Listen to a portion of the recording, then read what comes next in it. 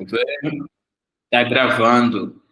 Meus queridos que estão em casa, que vão assistir a aula depois, vocês que não estão aqui online, muito boa noite.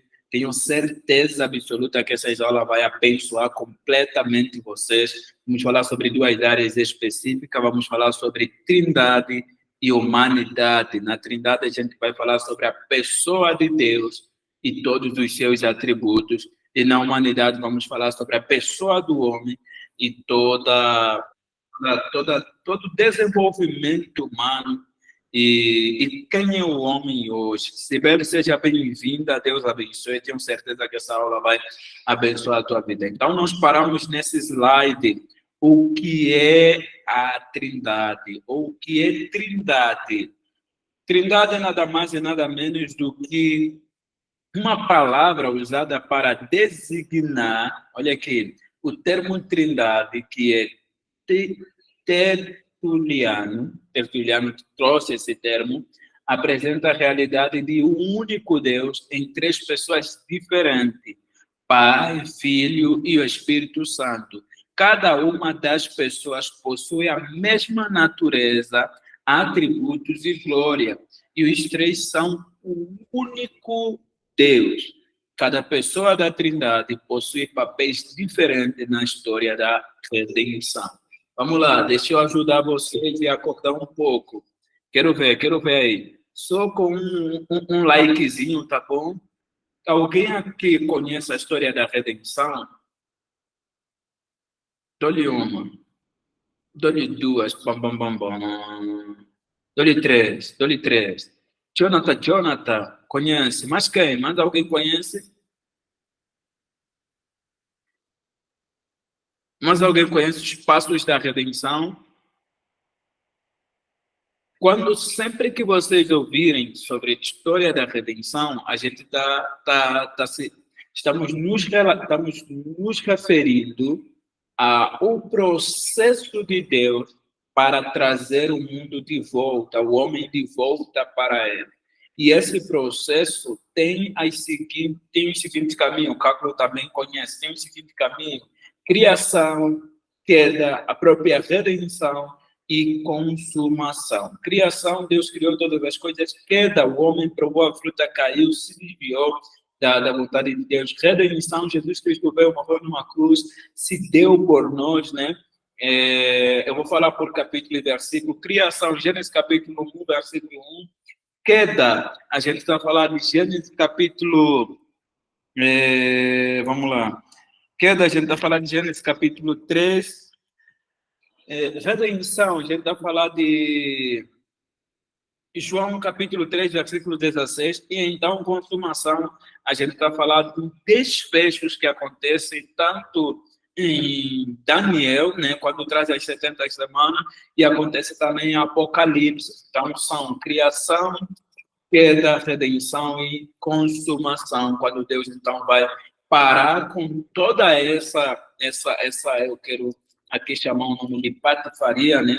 Toda esse problema que foi gerado, e Deus então vai dar uma solução para tudo isso. Esse é o processo, é o plano de redenção. Mas voltando aqui para a palavra Trindade, é necessário que a gente perceba que esta palavra é uma palavra para descrever que existe um único Deus que tem três personalidades, ou melhor, é como se fosse três pessoas com a mesma natureza, que ao mesmo tempo são um. Eu, quando explico isso para as pessoas, eu digo assim: pode parar, faz assim, ó, faz assim, quero ver, faz assim na tua mente, faz assim, ó, quero ver alguém fazendo assim, bate assim na cabeça um pouquinho, bate, isso, tá aparecendo alguns aqui para mim. Fala assim, razão, mente, para, não é tua hora, não vai dar certo, você não vai entender nada, você vai bugar, não vai dar para você entender. Não adianta tentar calcular, não vai dar certo. É pela fé que a gente entende isso, e a Bíblia trata de revelar capítulos e versículos que revelam esse tipo de Deus que a gente acredita. Então, a gente acredita que existe um Deus em três pessoas diferentes. Espera aí, Helder, você está dizendo que existe um que é três e é diferente e ao mesmo tempo é isso mesmo. existe um Deus em três pessoas diferentes que têm três formas de atuação distinta no plano de redenção. O Pai é o Criador, né? O Pai é o Criador, o Filho é o Redentor e o Espírito Santo, ele é aquele que nada mais e nada menos é que nos capacita todos os dias. A gente já vai olhar aqui qual é o nome para isso. Ele é o potencializador. Esse é o trabalho do Espírito Santo. O Espírito Santo é Deus, Jesus Cristo, Filho, é Deus, e o Pai Criador também é Deus. Os três são Deus. E é assim, então, que a gente explica a Trindade. Então, por que existem três pessoas na Trindade, Helder? A resposta eu já acabei de definir agora há pouco, porque os três têm funções de atuação de forma diferente. Tem função de atuação de forma diferente. E a gente vai encontrar várias vezes eles presentes nessas formas de atuação. Olha o que diz o outro slide. O termo teológico Trindade representa a realidade de um único Deus. Deuteronômio capítulo 6, versículo 4. É aqui que eu começo. Daniel, abra a tua Bíblia, por favor, em Deuteronômio capítulo 6, versículo 4. Deixa eu abrir aqui a lista. Já se acostumam, que eu sou chato assim mesmo. Vera, por favor, abra a tua Bíblia em 1 Coríntios capítulo 8, versículo 4. Já outra pessoa, Sibeli, se puder também, abra a tua Bíblia em Mateus capítulo 3, versículo 16, 17. Deixa eu ver aqui. Só estou chamando mulher até agora, hein? Flávia, se você puder também, abra a tua Bíblia em Efésios capítulo 1, versículo 3. E Ed, seja bem-vinda, boa noite, Ed. Você não vai ficar do lado de fora. Romanos capítulo 9, versículo 5. Vamos ler esses versículos e depois a gente continua a falar sobre os outros que estão embaixo. Vamos embora então? Quem foi a primeira pessoa que eu chamei? Daniele? Será que é isso mesmo? Isso. Dá para me ouvir? Por favor.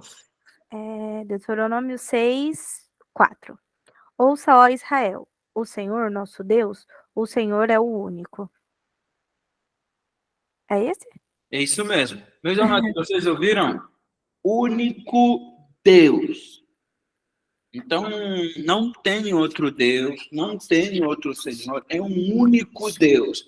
Então, talvez você falasse, não, mas espera aí, tem dois deuses, tem Jesus Cristo. Não, é simples. O versículo diz assim, isso faz parte dos 10 mandamentos, esse versículo. Está dentro dos 10 mandamentos, esse versículo. Então, Deus está dando esses mandamentos para Moisés, e Moisés aqui, então, está explicando ao povo esses mandamentos. E ele chega, então, no capítulo 6, versículo 4, chama a atenção, ouça, ó Israel, uma nota de atenção, acorda Israel, o Senhor, o nosso Deus, é um único Senhor. Bora, a próxima pessoa que eu chamei para 1 Coríntios capítulo 8, versículo 4. Quem é? Quem é? Ninguém lembra quem é? Eita, nós. Vou ter que chamar outro, então. Alguém abriu 1 Coríntios capítulo 8, versículo 4? Não? Abri. Eu abri, eu estou lendo. Pode ler? Cris Vera, pode ler. Isso. Então, o que dizer quanto ao alimento oferecido a ídolos? Bem, todos nós sabemos que, na verdade, o ídolo nada vale deste mundo e que há somente um Deus. Prestem atenção nesse versículo que é top demais. Ele é ao mesmo tempo problemático, mas é top. Vera, muito obrigado. Daniela, muito obrigado. Deus abençoe vocês e todos os vossos familiares.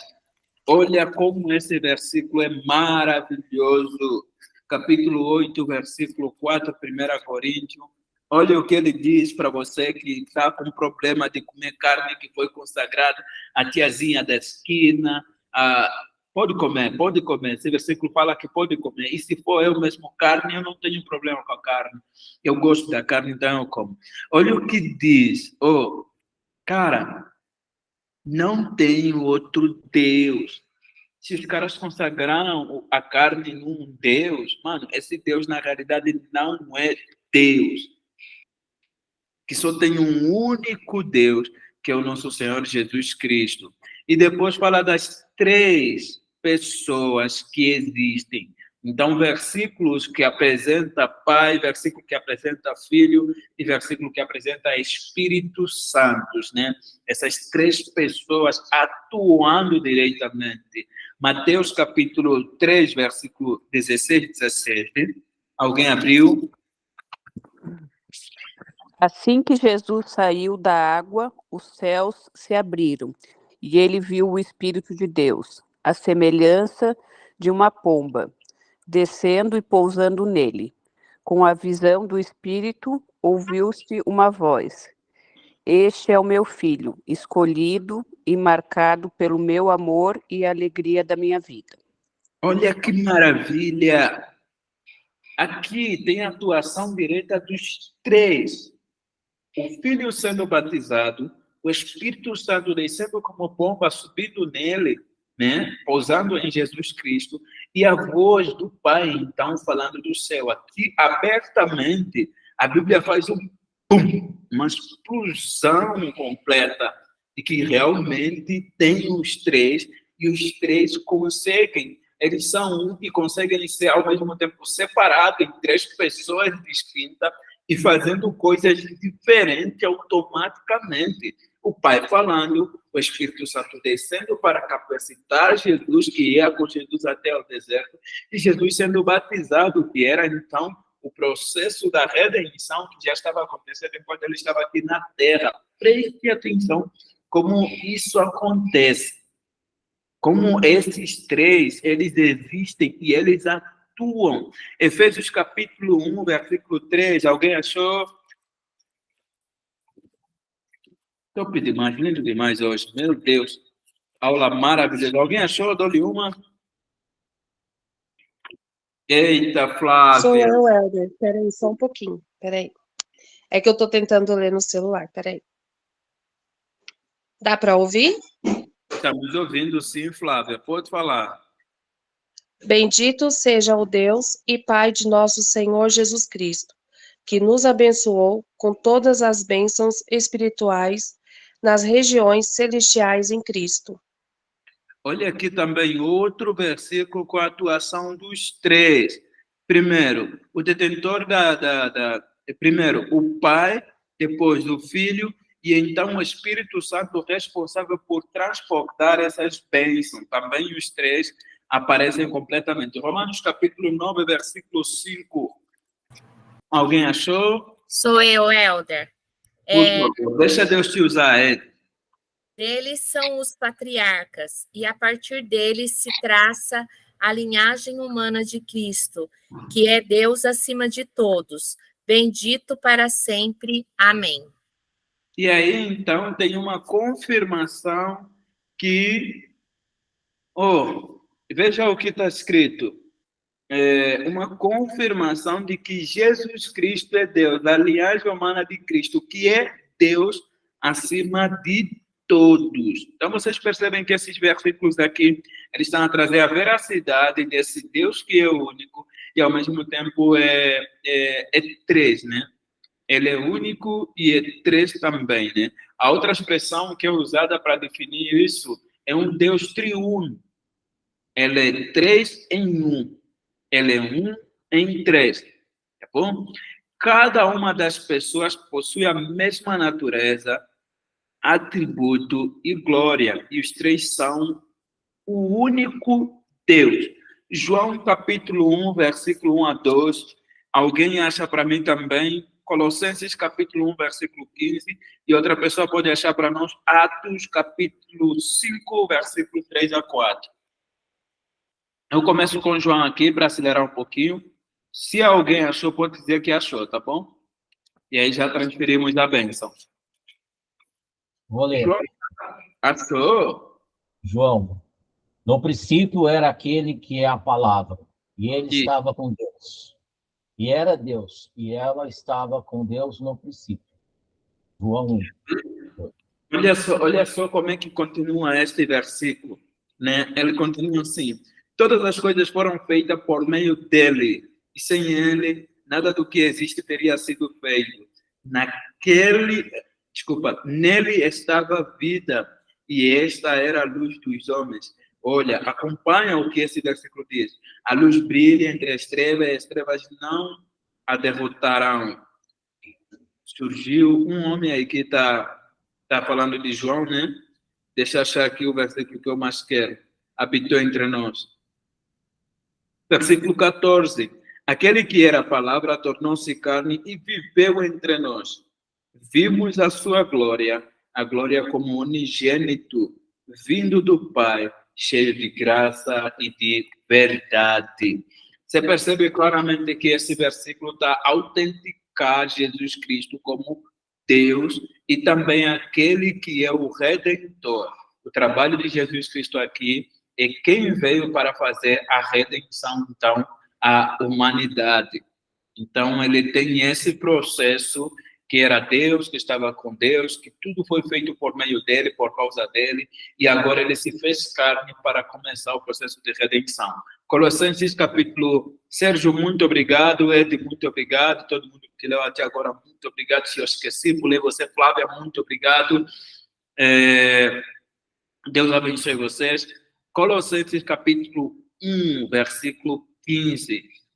Vamos lá, alguém acha para nós? Já alguém achou? Qual é a imagem do Deus invisível, o primogênito de toda a criação? Desculpa, Léa, de novo, eu dei uma bugada aqui. O qual é a imagem do Deus invisível, o primogênito de toda a criação. Mais uma confirmação, então, de Jesus Cristo, que Jesus Cristo é a verdadeira imagem. Na realidade, sempre que você lê a Bíblia, você vai perceber que a Bíblia diz assim, que jamais alguém viu Deus. Você fala assim, caralho, peraí, mas quem viu Deus? Mas Jesus Cristo é essa pessoa de Deus que a gente vai conhecer, que a gente vai olhar, que a gente vai ver, que a gente vai conseguir encarar, com quem vamos conseguir conversar. Então, ele é a imagem do Deus invisível. Ele é a manifestação desse Senhor e Salvador, né? Ele é a manifestação do Pai, do Criador. É importante que nos carregamos isso em nossos corações, tá bom? Vamos lá, Atos capítulo 5, versículo 3 e o versículo 4. Meus amados, não sei se vocês estão ouvindo o som da Posso igreja ler aqui. de novo? Eu vou fechar uma porta bem rápida aqui e já volto, viu? Um minutinho.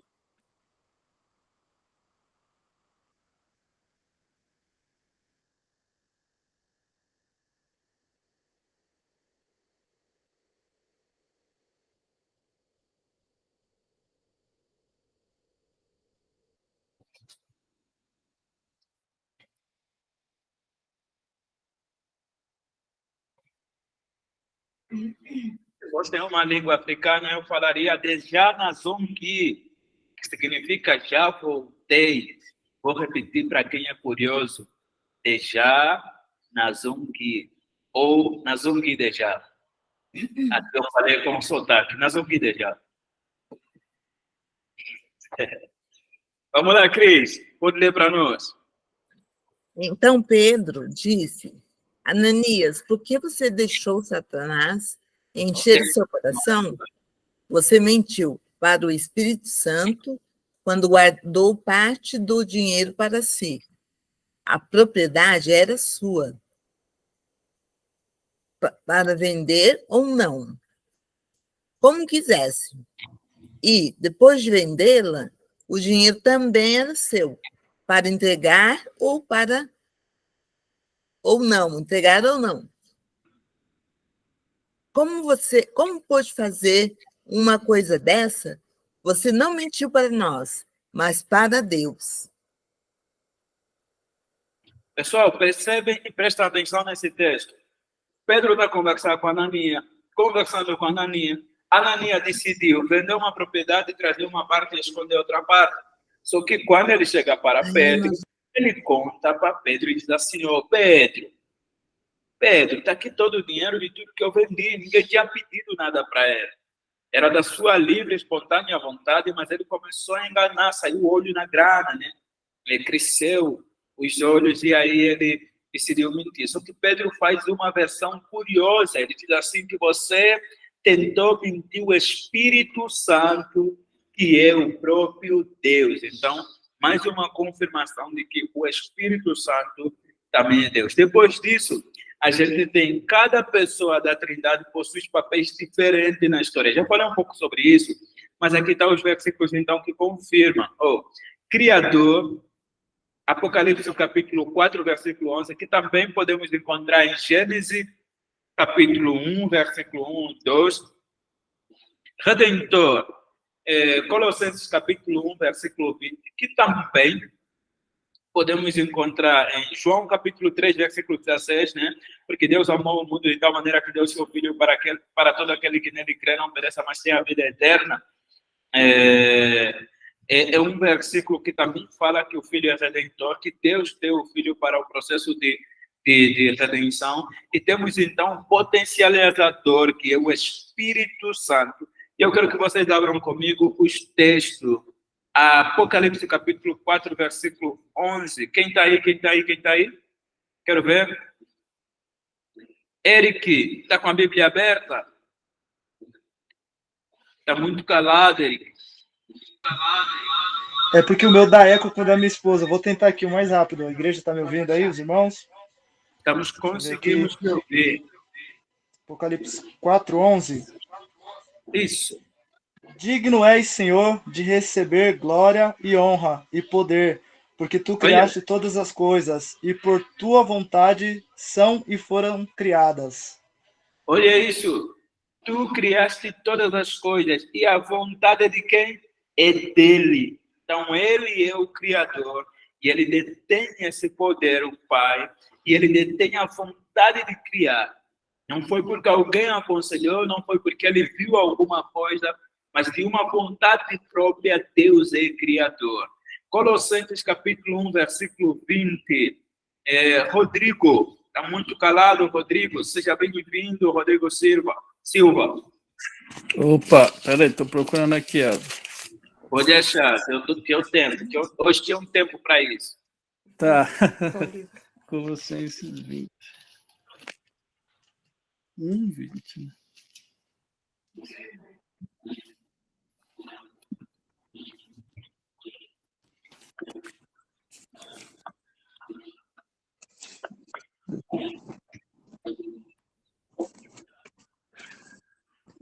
Pronto.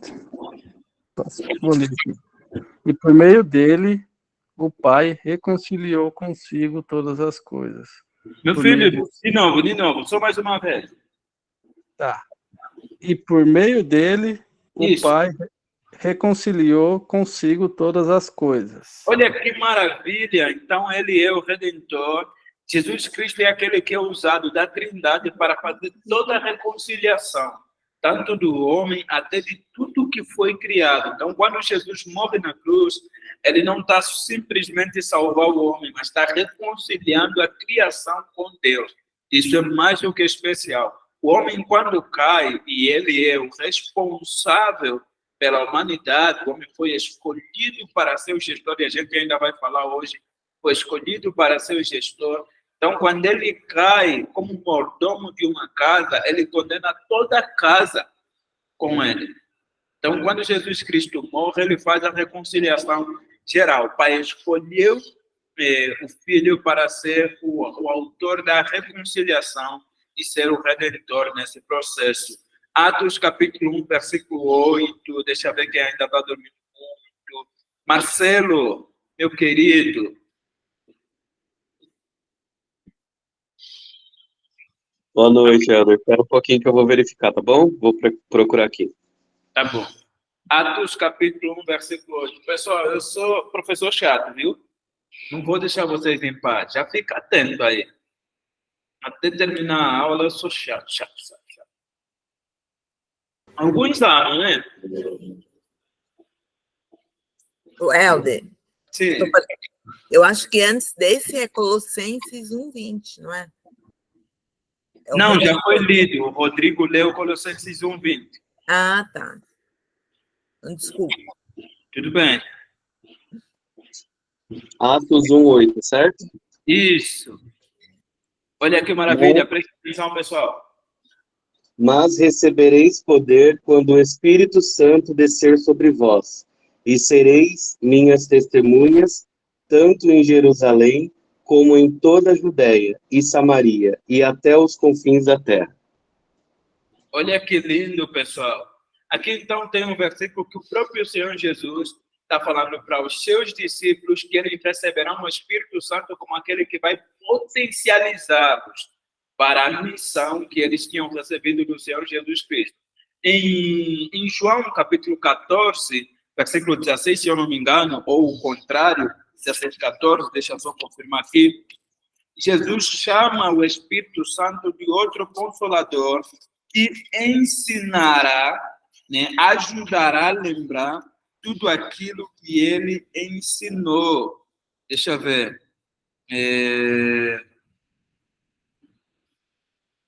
'Outro Consolador'.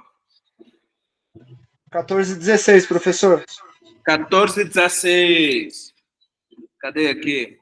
Deixa eu achar. Lindo demais. Jesus chama, diz assim: e eu pedirei ao Pai, e ele lhe dará outro conselheiro para estar com vocês para sempre. O Espírito da verdade, o mundo não pode conhecê-lo, porque não o vê nem o conhece. Mas vocês o conhecem, pois ele vive com vocês, estará com vocês. Não os deixarei órfãos, voltarei para vocês. E aí, então, Jesus fala também da atuação do Espírito Santo. Eu estou procurando outro texto aqui. Hoje achei. 16, capítulo 12. Né? João ainda, 16, capítulo 12. Jesus fala assim: tenho ainda muito para lhes dizer, mas vocês não podem suportar agora. Olha o versículo 16, o versículo 13. Mas quando o Espírito Santo da verdade vier, ele os guiará a toda a verdade. Não falará de si mesmo, falará apenas o que ouvir e lhes anunciará o que está por vir. Meu irmão, potencializador. Cara, quem está contigo todos os dias da sua vida te potencializar chama-se Espírito Santo de Deus. Outro texto, Gálatas capítulo 5, versículo 22, diz as obras do Espírito. E você vai ver que aí estão os atributos comunicáveis de Deus.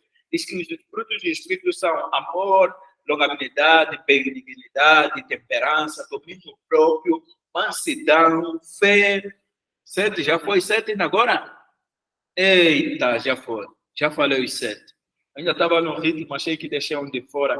Então, são esses. O Espírito Santo o tempo todo está nos potencializando, nos capacitando, nos orientando, nos auxiliando, nos fazendo lembrar, nos ensinando e até, olha o que diz o versículo 13, o final do versículo 13, finalzinho. Diz assim, ele anunciará o que está por vir. Então, o Espírito Santo, ele também vai fazer todos os anúncios daquilo que vai acontecer. Uma dica, pessoal. O Espírito Santo é o cara que pode te falar sobre o que nos tempos também. Porque ele dá a capacidade da gente entender. Porque Jesus disse, eu tenho muita coisa para falar, mas vocês não vão suportar. Mas o Espírito vos dará a capacidade para suportar. Olha que maravilha. Cara, é bom demais. É bom demais. Trindade é coisa muito boa. E aí, pessoal, então, eu vou dar um tempo de pergunta. Eu quero que vocês abrem aqui, tanto no chat, tanto voz, e falam alguma coisa. Se tem alguma coisa de Trindade que vocês sabiam, alguma coisa que vocês entendiam, alguma dúvida sobre quem é o Espírito Santo, quem é Deus, quem é Jesus Cristo, algum detalhe que está aí guardado no vosso coração, essa é a hora.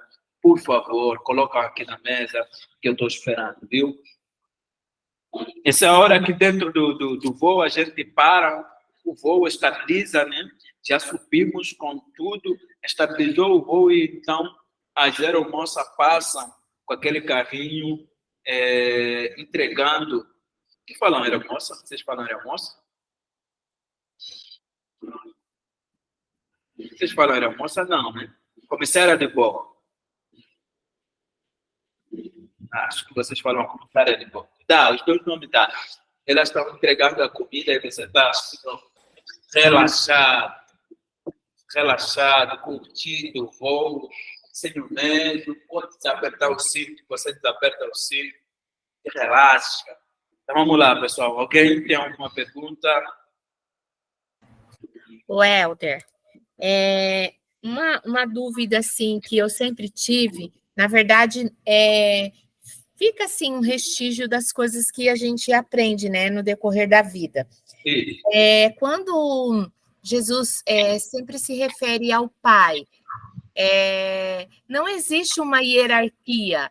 Deus em primeiro lugar, depois o Filho e depois o Espírito Santo. Os três estão na mesma linha, não existe essa hierarquia. Eu gostaria que você me respondesse isso, por favor. Isso. Olha, muito boa pergunta, viu? Mas muito boa pergunta. Pessoal, é o seguinte. Só existe hierarquia na nossa cabeça, mas eles não estão separados em poder. Eles estão separados em função. Sempre que a gente fala de hierarquia, a gente está falando sobre poder, sobre escala de poder. Um com maior poder do que o outro. Ou talvez, então, sobre escala de idade. A gente vai fazer separação de idade e a gente pode fazer hierarquia. Não, primeiro o filho mais velho, e aí vai, né? Mas aqui a gente está conversando sobre algo especial. Eles não estão divididos em hierarquia, estão divididos em função. Por isso que neles, eles são três em ações diferentes, mas é um só Deus. Por isso que não tem como colocar um abaixo, ou um em cima, ou um no meio. Eles são três que são apenas um e que estão simplesmente separados em atuação. Eles têm atuações diferentes, mas têm a mesma natureza. Por ter a mesma natureza, não pode ter divisão de hierarquia. Mas essa pergunta é extremamente importante. Parabéns, Ed. Mais alguém? Vamos lá, dou-lhe uma, dou-lhe duas. Ô, pastor. Eita, vamos nessa. Jonathan. Só respondendo o gancho aí da nossa irmã que falou, baseado em tudo isso, nós entendemos muito bem, mas sabemos que há muita especulação e o pessoal pergunta muito para nós, né? Uma vez que nós somos cristãos, professamos a nossa fé, geralmente algumas pessoas têm algumas dúvidas e nos perguntam. Como, baseado nisso, na pergunta da nossa irmã e naquilo que o senhor falou, como que nós deveríamos responder, por exemplo, João 14, 28? Né? Só vou ler esse versículo, não vou me ater todo o contexto, mas só o 14, 28 diz o seguinte: ouviste que vos disse, vou e venho para vós. Se me amasseis, certamente exultaria, porque eu disse, vou para o Pai, porque meu Pai é maior do que eu. Boa! Eu gostei da tua pergunta aqui. Jesus, neste caso, ele estava a fazer distribuição de função deles mesmos, né? Pai, Filho e Espírito Santo. E ele estava localizado na terra, ele estava com a sua natureza terrena. E com a natureza terrena, olhando para o Pai era superior a ele, apesar de que Jesus, enquanto estava na terra, ele era 100% Deus, 100% homem, completamente Deus, completamente homem. Mas se referindo e conversando com os discípulos, ele estava dizendo assim: queridos, enquanto eu estou aqui, com esse corpo na vossa frente, né, tem uma divisão de superioridade, tanto que você vê que Jesus se submete a Deus, se humilha diante de Deus, porque isso é que a gente chama na teologia de autoesvaziamento, mas tem um nome. Ai, esqueci. A quenose, se eu não me engano. Acho que é a quenose. É o autoesvaziamento. É quando Jesus Cristo ele não aceita, você vai encontrar um texto em Coríntios, não, em Colossenses, que diz assim, tendo forma de Deus, não usurpou ser igual a Deus. Lembra disso? Porque enquanto ele estava na terra, ele estava numa missão, que nesta missão ele era inferior ao Pai. Por quê? Porque ele tinha consigo nessa missão a capacidade de morrer. E Deus não morre. Então Jesus tinha atributos terrenos que lhe diminuísse e fizesse com que ele falasse que o Pai é maior do que ele. Percebe? Então, ele olhando nas suas limitações de 100% homem, ou plenamente homem, ele diz que o Pai era maior do que ele. Mas aqui ele não está fazendo uma divisão de que eu sou uma pessoa extremamente diferente e o Pai é outra pessoa extremamente diferente, que o Pai é mais poderoso do que eu.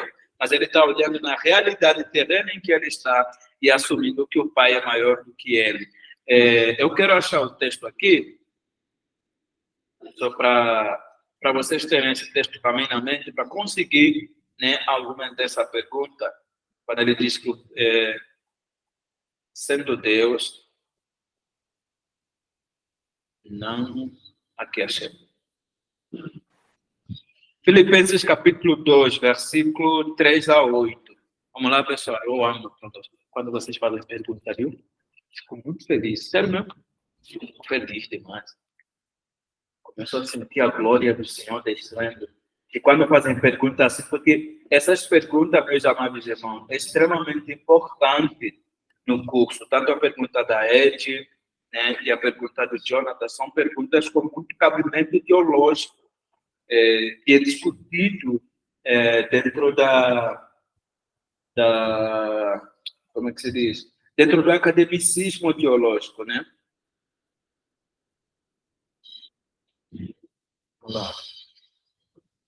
Versículo 6, diz assim, eu repito, Filipenses capítulo 2, versículo 6, eu quero aqui para o Colossenses, me perdoe, viu?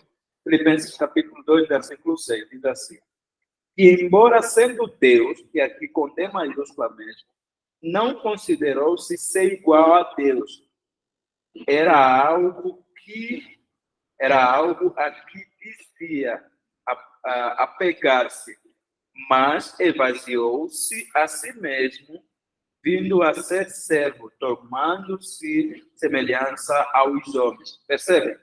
Que, quando ele está dizendo que ele é menor do que o Pai, é por causa dessa semelhança dos homens. E esse versículo é a resposta certa para aquele outro versículo. Eu vou repetir aqui, se vocês puderem acompanhar na vossa Bíblia.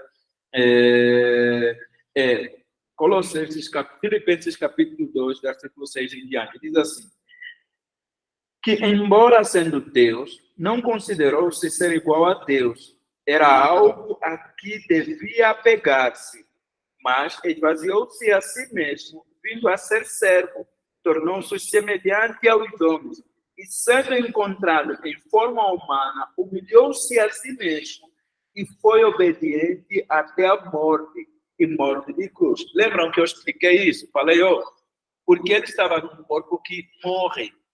Ele estava num corpo com limitações. Então, ao olhar para este corpo, ele diz que o Pai é maior do que ele. E este é o versículo que te dá todas as bases, então, sólidas, para você lidar com essa palavra de Jesus, dizendo que o Pai é maior do que ele. Você fala assim, mas espera aí, não tem hierarquia, mas tem esse versículo. Bem achado o versículo, viu, Jonathan? Tem esse versículo. Então, você tem esse outro versículo para explicar em que ponto Jesus era inferior a Deus. Vamos embora, mais uma pergunta, antes mesmo que a gente comece a falar do homem, que tem pano para manga também. Eu estou feliz, hein? 2 perguntas boas demais. Vamos embora. Vamos, dou-lhe uma, dou-lhe duas, dou-lhe três, passamos. O que é o homem, então? O que é o homem? Você que está nos assistindo de casa, você que está assistindo essa aula de casa, a aula aqui está pegando fogo, cara. Da próxima vez se esforça para estar aqui, porque aqui, meu irmão, está pegando fogo. Os caras estão bravos aqui. Eu não estou olhando o chat aqui, mas você pode mandar coisas pelo chat, viu? Aquela velha e boa palavra do nosso querido pastor Luiz, dá um joinha, dá uma amém aí no chat. Se você está curtindo a aula, se você está gostando, tem 17 pessoas aqui, então preciso ver o teu joinha, o teu amém lá no chat, só para ver se você está curtindo mesmo, está gostando da aula, vamos para cima. Amém, já começou um amém de Carlos aqui, o outro amém da Daniele, o outro é bênção demais, amém do Rodrigo. Vamos para cima, vamos fazer acontecer essa aula. Eita, vamos para cima aqui, ó. Amém, Flávia. Quem não mandar amém aqui, vou desconfiar que está dormindo, vai ser a pessoa que eu vou pedir para ler, viu? Sérgio, amém aqui. Coisa boa, vamos para cima, vamos que vamos. Então tá aqui, ó. Olha a definição. O homem é uma criatura de Deus, criado em uma estrutura física originada do pó da terra. Ai, meu Deus, muito conhecimento bom demais, vamos para cima, coisa boa. Deixa eu abrir aqui e ler todo mundo para ninguém ficar do lado de fora. Opa, vai, eita, vai, eita. Ah, foi, todo mundo.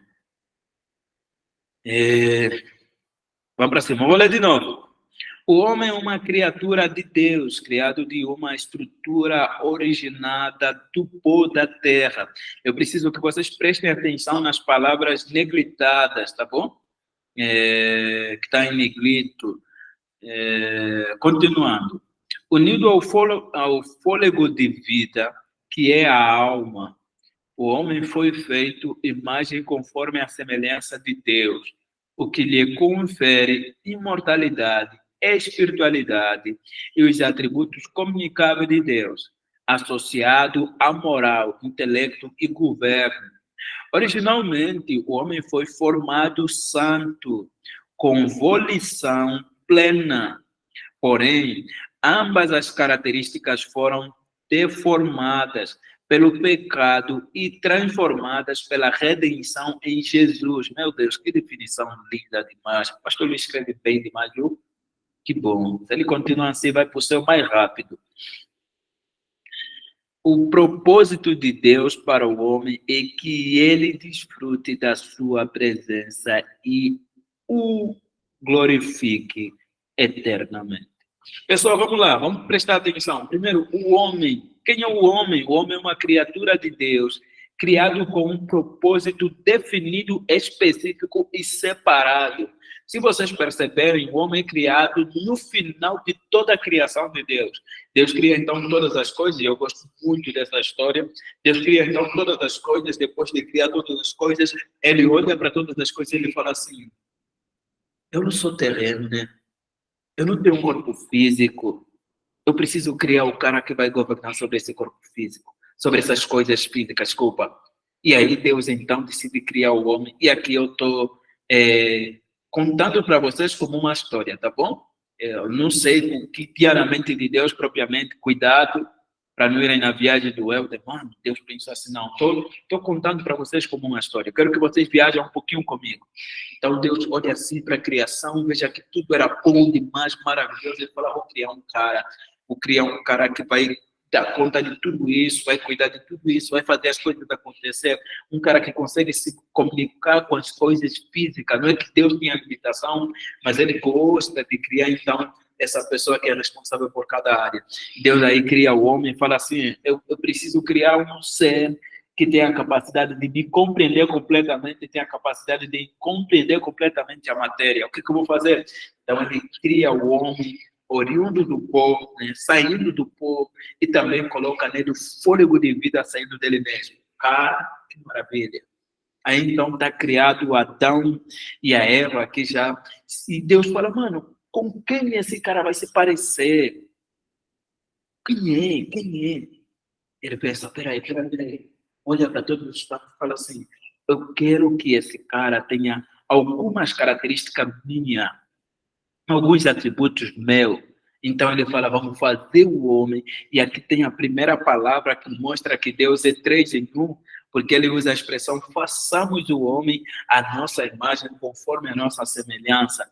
Então Deus aí cria esse ser, cria esse cara, nos cria com toda a dedicação, com todo o querer, e nós somos então feitos segundo a semelhança de Deus. E temos algumas coisas, querido, o homem, não sei se você sabe, mas o homem é imortal. Deus está dizendo que o homem não morre. Não, essa mortalidade deste corpo físico é só uma passagem, quer o cara seja bom ou mau. Você entendeu isso? O homem tem imortalidade. Você, quando morre no físico, a gente compreende e entende que, na realidade, você passou para o outro lado.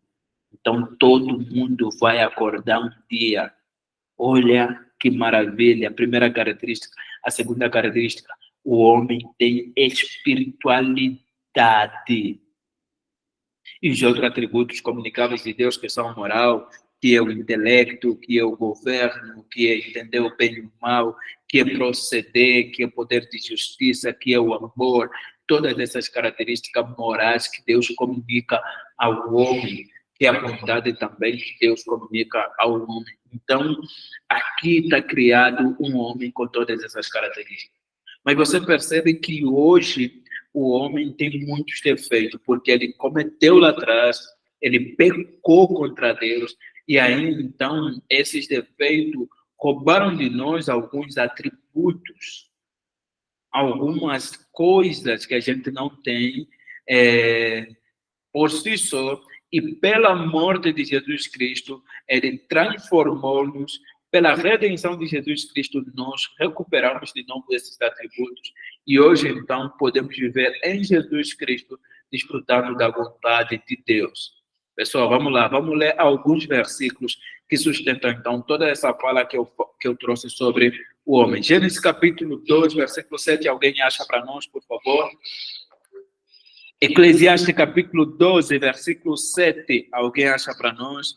Isaías capítulo 43, versículo 7, diz assim, o homem é uma criatura de Deus, criado em uma estrutura física originada do pó, unido ao fôlego de vida, que é a alma, que é o sopro que Deus faz para a narina, né? O nariz do homem, fosses nasais, se tiver mais outro nome, também esse nome aí, isso mesmo. Vamos lá, Gênesis capítulo 2, versículo 7. Alguém achou? Quem achou, liga cheio e pode ler. Achei. Ed, lê. É o 2:7, né? Isso. Então o Senhor Deus formou o homem do pó da terra e soprou em suas narinas o fôlego de vida, e o homem se tornou um ser vivente. Top demais, maravilha. Esses versículos só estão confirmando o relato que eu já fiz, tá bom? Vamos embora. Eclesiastes capítulo 12, versículo 7. Rodrigo, sim. vai a Sâmia. Rodrigo. A Sâmia está aqui também, mas eu vou ler. Por favor. Pois então o pó voltará à terra e o espírito voltará a Deus, que o deu. Olha isso, meu povo, minha gente. Povo maravilhoso. Entenderam? Então, há um espírito do homem que é imortal. E esse espírito voltará para Deus. Né? E aqui é Salomão falando sobre isso, né? Salomão explicando esse processo. Vamos embora. Alguém achou para nós? Isaías 43, versículo 7.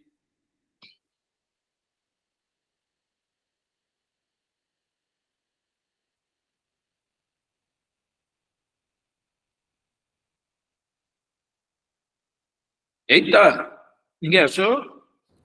Achei. Eita, vamos embora. Vamos nessa. Todo o que é chamado pelo meu nome, a quem criei para a minha glória e a quem formei e fiz. Top demais. Lê de novo para nós, meu irmão, por favor. Todo o que é chamado pelo meu nome, a quem criei para a minha glória e a quem formei e fiz. Top demais, lindo demais. Pessoal, vamos lá. O homem foi feito à imagem conforme a semelhança de Deus, o que lhe confere imortalidade, espiritualidade e os outros atributos comunicáveis de Deus, associado à moral, intelecto e governo. Gênesis capítulo 1, versículo 27, diz assim: criou Deus o homem à sua imagem, a imagem de Deus o criou, homem e mulher os criou. Gênesis capítulo 9, versículo 6, diz assim, olha o que diz essa maravilha: quem derrama sangue do homem, pelo homem seu sangue será derramado, porque é a imagem de Deus. Desculpa, porque a imagem de Deus foi o homem criado. Então, 2 versículos aqui sustentando a imagem e semelhança de Deus. Originalmente, o homem foi formado santo, com volição plena, porém, ambas as características foram deformadas pelo pecado e transformadas pela redenção. Preste atenção que não acaba na deformação, acaba na transformação, tá bom? Vamos lá então, Romanos capítulo 3, versículo 12, alguém acha para nós? Romanos capítulo 5, versículo 12, Romanos capítulo 7, versículo 19. Enquanto o pessoal procura, e eu quero que vocês procurem mesmo, prestem atenção nisso. Pessoal, é importante a gente parar um pouco e reparar alguns detalhes importantes. Quando Deus cria o homem e a mulher, Deus cria os sexos para serem compatíveis.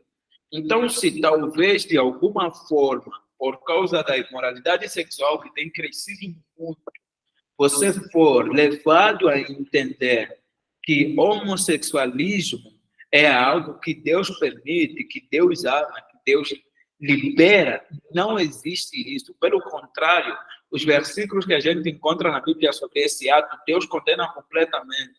A primeira aparição disso acontece em Sodoma e Gomorra, quando os anjos, quando o povo de Sodoma tenta abusar dos anjos, vou usar aqui uma palavra mais técnica ou menos ofensiva, tenta abusar dos anjos e Deus decide destruir completamente Sodoma e Gomorra com fogo do céu. E o pecado daquela cidade era, sim, o pecado de homossexualidade. O outro problema também que acontece é quando Deus fala em Romanos capítulo 1, a partir do seu versículo 16, explicando também que ele condena esse ato e que esse ato é um ato de castigo àqueles que não reconheceram a existência completamente de Deus. Então, é importante voltarmos a entender que Deus criou o homem para a mulher e a mulher para o homem, não mulher para a mulher e nem homem para o homem. Isso é parte da imoralidade sexual e Deus não ama isso. Pelo contrário, Deus odeia o pecado e já deixou claramente na sua palavra, detalhadamente, que ele não ama isso e condena esse tipo de ato. Deus condena este tipo de ato, repito. Romanos capítulo 3, versículo 12, alguém achou? Quem achou, diga achei, já pode ler. Achei. Por favor, Daniel. Todos se desviaram, todos se tornaram inúteis. Ninguém faz o bem, nenhum sequer. Pessoal, esse versículo é extremamente importante e eu queria que vocês gravassem na vossa cabeça. Ele começa assim, ó, no versículo 10. Como está escrito, né? Eu vou ler o versículo 9 para vocês entenderem. A ideia é que ninguém é justo o suficiente. Então, aqui está falando da queda. Diz assim, que concluiremos então? Estamos em posição de vantagem? Não. já demonstramos que tanto o judeu quanto o gentio estão debaixo do pecado, como está escrito. Então, ele vai justificar essa fala dele. Como está escrito, não há nenhum justo, nenhum sequer. Não há ninguém que entenda, ninguém que busque a Deus. Todos se desviaram, tornaram-se justamente inúteis. Não há ninguém que faça o bem.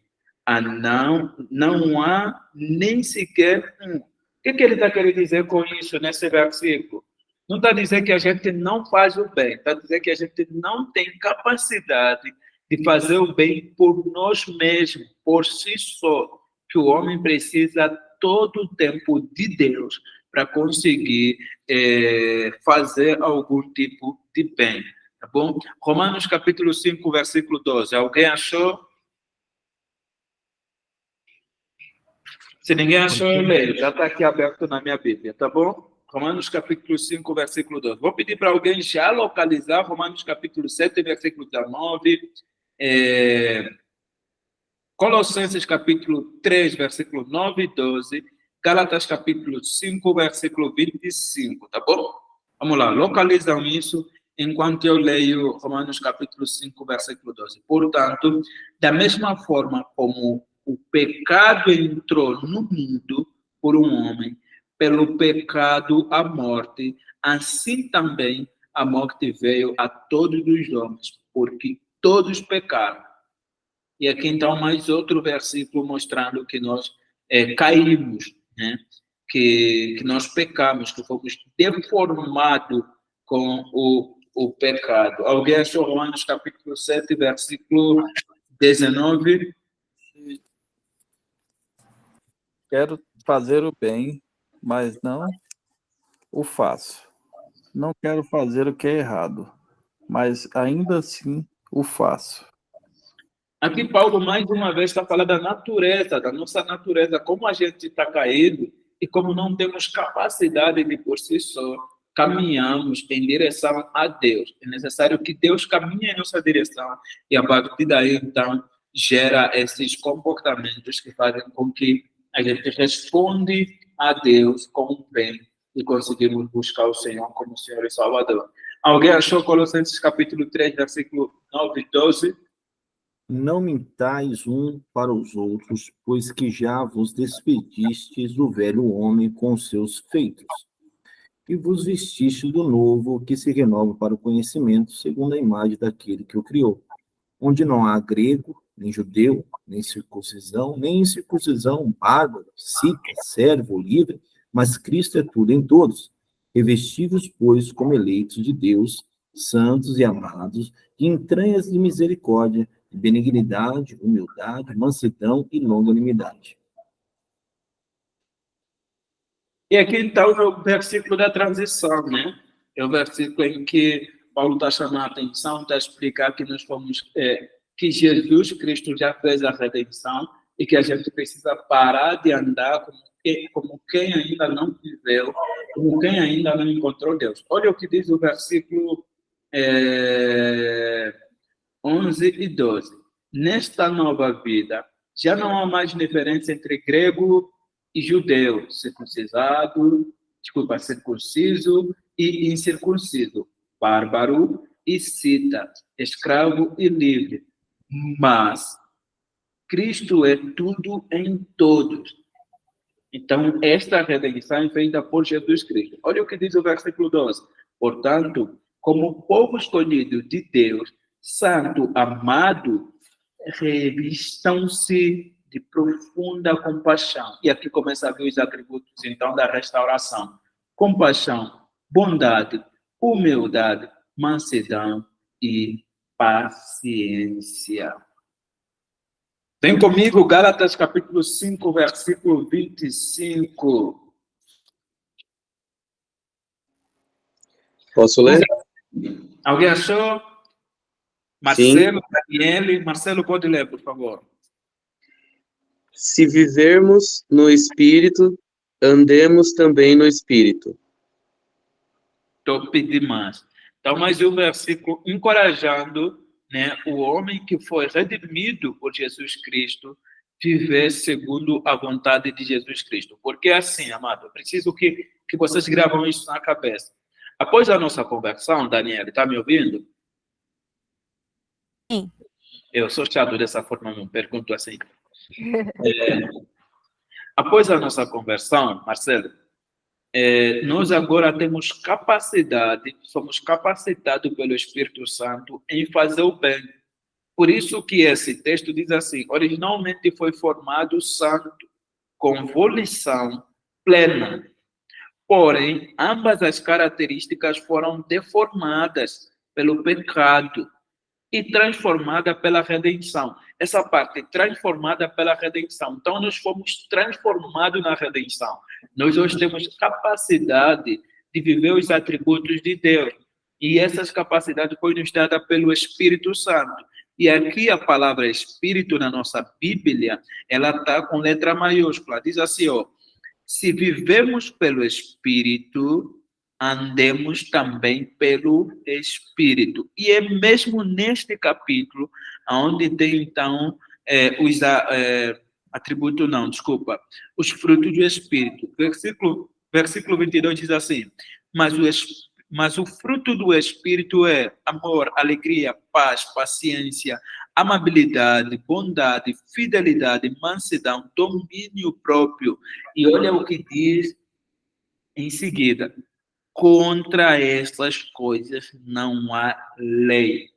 E aí, então, no versículo 25, ele completa falando, se vivemos no Espírito, andamos também no Espírito. Que tenhamos também essa vida completamente espiritual. O propósito de Deus para o homem é que ele desfrute da sua presença e o glorifique eternamente. Romanos capítulo 11, versículo 36, 1 Coríntios capítulo 13, versículo 31, e nós já lemos Isaías capítulo 3, versículo 7, tá bom? Então vamos focar nesses dois versículos. Romanos, alguém já achou Romanos para nós? Eu. Pode ler, por favor. Erineide. Isso. Pois todas as coisas vêm dele, existem por meio dele e são para ele. A ele seja toda a glória para sempre. Amém. Top demais. O versículo fala por si só. Eu preciso que vocês percebam isso, né?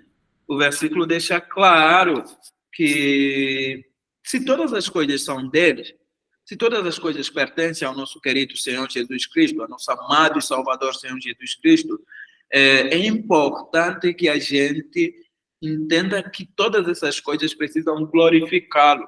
Então, a ideia é que o homem foi feito para glorificar a Deus. 1 Coríntios capítulo 10, versículo 31. Alguém achou? Oh, a última chance, hein? Você que não leu, você que não achou nada. A última chance. Chegar no final. Aproveita. Portanto, quer comais, quer bebais, ou façais outra qualquer coisa, fazei tudo para a glória de Deus.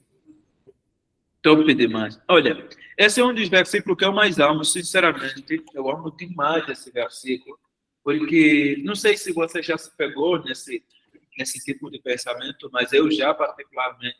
Às vezes eu estou fazendo uma coisa que eu falo assim, cara, mas isso é para Deus? Aparentemente não parece ser para Deus. Não parece ser para Deus. Eu estou comendo, é para Deus? Como isso é para Deus? Sabe? Não parece ser para Deus eu escolher um tênis de marca, uma roupa bonita. Algumas pessoas aqui já perceberam que eu sou um pouco dado à vaidade, mas o meu dinheiro não acompanha a minha vaidade, por isso que fico por isso mesmo. Graças a Deus por isso também. O Carlão deu uma risada aqui. Mas é isso. Então, você chega lá no shopping e você está comprando uma roupa e você fala assim, cara, mano, será que essa minha compra está glorificando a Deus? Cara, tem uma camisa de 50 reais, aí eu estou comprando uma de 200 reais, mano. As duas são camisas. Cara, eu não estou jogando dinheiro fora. Aqui está o versículo que te ajuda. né? Esse versículo me dá uma paz, mas é uma paz maravilhosa. Diz assim, ó, assim, quer vocês comam, quer vocês bebam, ou façam qualquer outra coisa, façam tudo para a glória de Deus. E nessa hora, quando eu lembro desse versículo, eu falo assim, eu tenho certeza que eu estou comprando isso para gerar alegria no meu coração. E com essa alegria eu glorificarei a Deus, que me deu possibilidade e capacidade de comprar algo bom. Porque este dinheiro que eu tenho, ou esta comida que eu estou comendo, eu só possuo essas coisas porque Ele me abençoou. E aí, então, eu consigo glorificar a Deus desta forma. Por isso que eu amo demais esse versículo também. Mas alguém quer falar alguma coisa?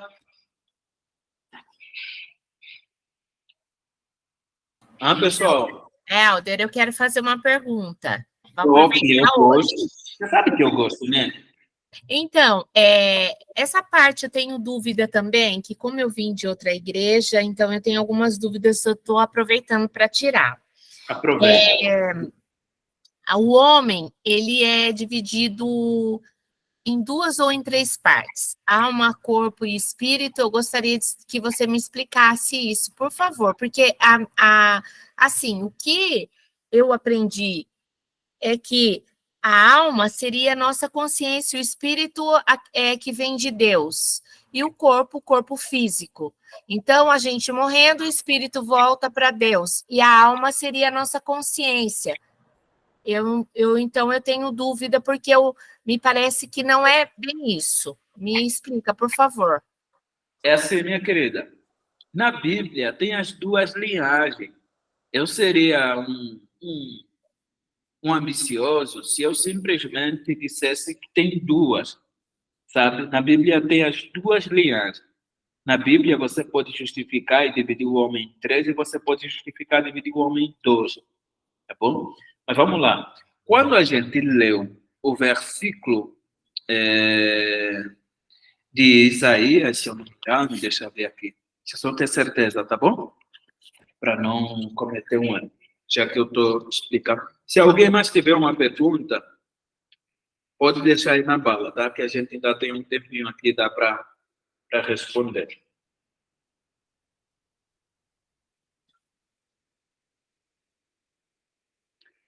Não, não é Isaías.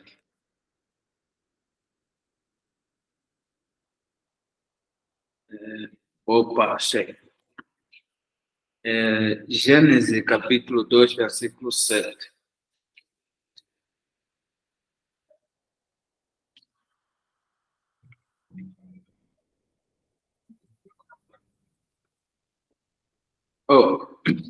Em Gênesis, capítulo 2, versículo 7, diz assim, ó. Então o Senhor Deus formou o homem do pó da terra e o soprou em suas narinas o fôlego de vida, e o homem se tornou um ser vivente. Em alguns versículos diz que o homem se tornou uma alma vivente, em algumas traduções. Você vai entender que o fôlego aqui é conhecido como alma vivente, que também em outras passagens é conhecido como o espírito do homem. E tem a parte física. Então, algumas pessoas vão dividir o homem em dicotomia, que é o físico, o espírito. E eles já dizem que o espírito e a alma é a mesma coisa. Por quê? Porque sempre que você navegar na Bíblia, você vai perceber que a mesma palavra para traduzir na Bíblia espírito é a mesma palavra para traduzir na Bíblia alma. Então, você vai encontrar essa divisão. As pessoas que definem Deus em dicotomia, as pessoas que definem Deus em dicotomia, que é 2 lados, que é alma, espírito, que é alma e corpo, essas pessoas dizem que os pensamentos do homem faz parte da carne do homem já faz parte do corpo do homem. O corpo do homem já é responsável pelo pensamento. As pessoas que definem em tricotomia, eles dizem que o homem tem corpo, alma e espírito. O que eles querem dizer? Corpo é o físico, alma é toda a linha de pensamento. Eles dizem que o pensamento é diferente do corpo físico, e então o espírito é aquele sopro que Deus deu. Helder, depois de você fazer essa explanação dos dois lados, qual o lado que você é mais inclinado? Eu sou mais inclinado pela dicotomia. Por quê? Porque eu acredito que as nossas vontades, elas passam do físico. Você tem vontade de comer alguma coisa e a tua mente se alegra por isso. Os teus sentimentos estão muito ligados ao físico. Porque quando você sente alguma coisa, você responde com o físico.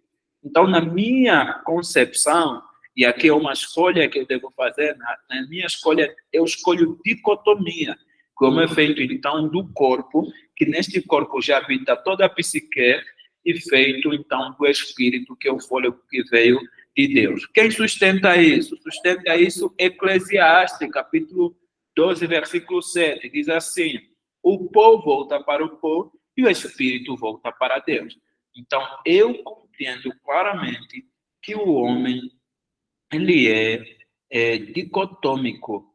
Ele tem alma, que já é espírito também, e tem o corpo físico. E as pessoas que dividem em três partes, eles dizem que a alma é a psique, o espírito é esse fôlego de vida que Deus soprou, e o corpo físico, então, é a carne que o homem possui.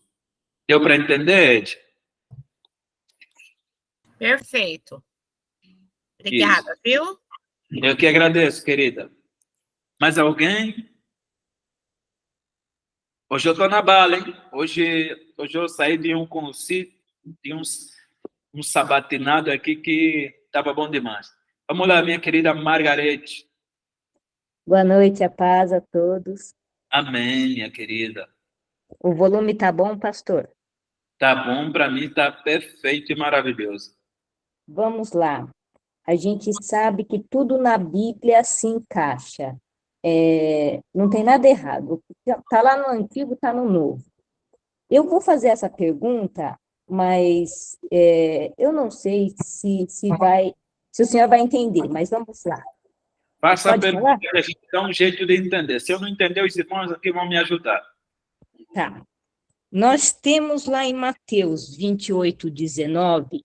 Deixa eu pegar aqui, só para acompanhar o teu raciocínio. Pode falar. O ide do Senhor, né? Ide, batizai-os em nome do Pai, e do Filho e do Espírito Santo, né? Isso. Mateus 28, 19. Bom. Aí, lá em Atos 10, 48, quando Pedro foi até Cornélio, ele disse assim... A irmã disse em Mateus 28, 19? Isso, é o ide. Ok. E Atos 4? O outro é Atos 10, 48. Isso.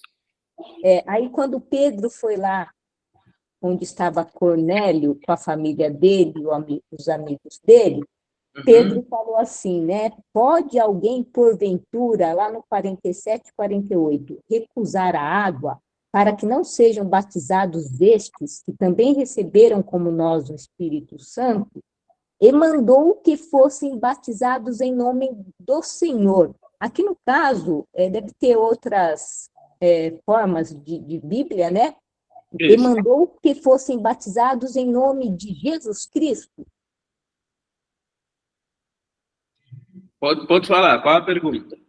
Então, porque o ide do Senhor, Jesus falou, ide, batizai-os em nome do Pai, e do Filho, e do Espírito Santo.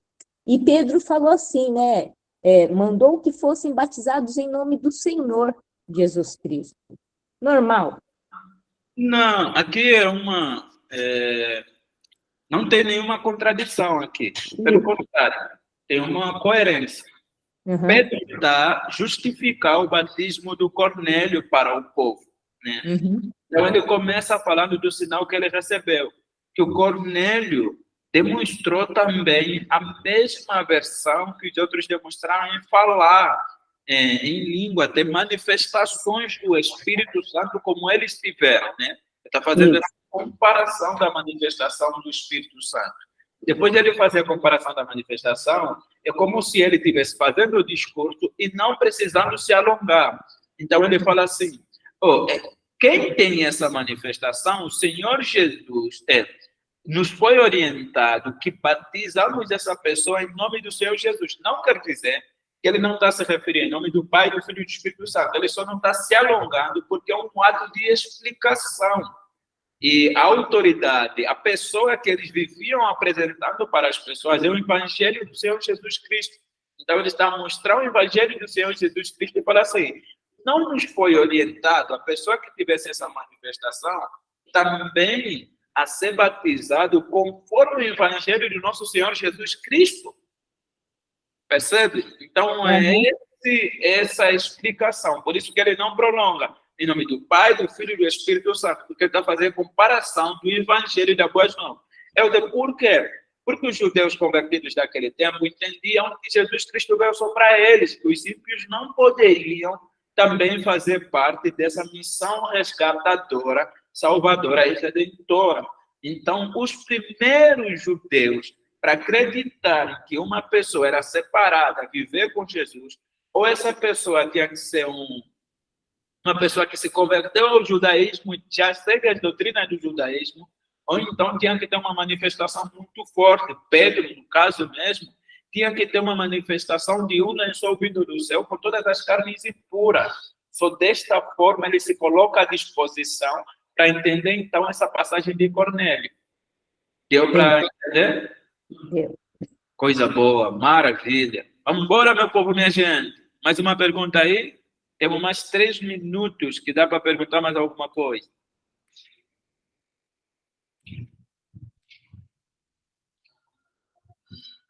Eu vou contar aquela minha contagem, dou-lhe 1, dou-lhe 2, dou-lhe 3, ninguém pergunta, então vamos para cima. E aqui tem slide das orientações de bibliografia, tá bom? Alguém colocou no chat alguma coisa? Deixa eu ver. Não, tem nada não, então vamos embora.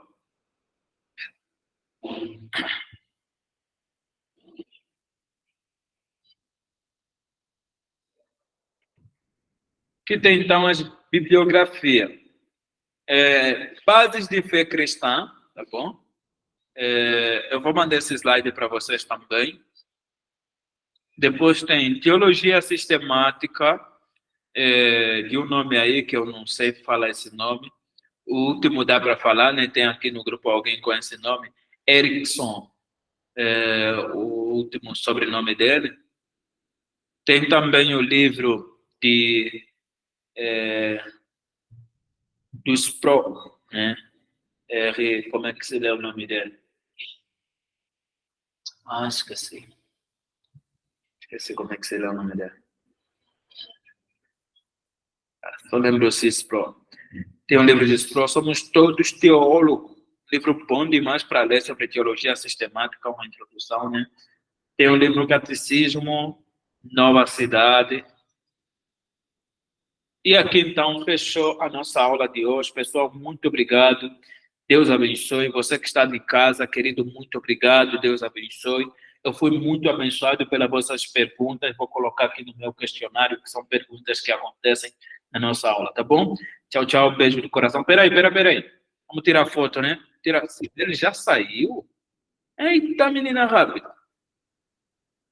Peraí, deixa eu encerrar aqui a transmissão. Eita, Sibeli já saiu. Liga as câmeras. Daniele, você é a nossa fotógrafa separada, ungida. Liga as câmeras aí. Peraí, eu só não consigo ligar a minha. Mas consegue tirar aquela foto maravilhosa? Consigo, só um momento. Peraí, rapidinho. Tá bom. O pai aí atrás. Todo mundo sorrindo. Já. Já foi? Já foi. Eita, esse clique é rápido demais. Meu querido, Deus abençoe, beijo do coração. Daniel, manda lá no grupo que eu vou postar essa foto hoje. E é bom demais. Beijo do coração. Tchau, tchau. Tchau, tchau. Tchau, tchau, irmãos. Boa noite.